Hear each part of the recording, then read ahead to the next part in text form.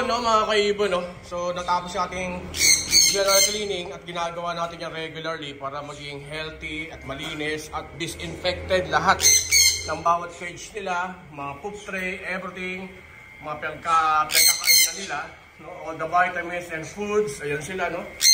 So, yan si, si Moon, si Sun, ayun si Sun, may anak, kaya may, nang itlog na, sana matuloy.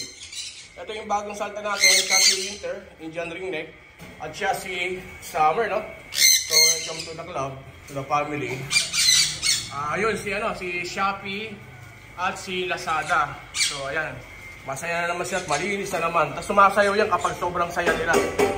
So, nandito si tawag dito, si Cookies at si Biscuit nahihiya pa. Kung mapapansin nyo, no, morning, so vitamins, water, fresh food, so apple, fruits, or vegetable. Huwag yung bibigyan ng chichiri kagaya ng mga seeds nila. So, para maubos na magkasang sustansya. Kasi number one ang binabalatan talaga nila is yung mga sunflower. Okay?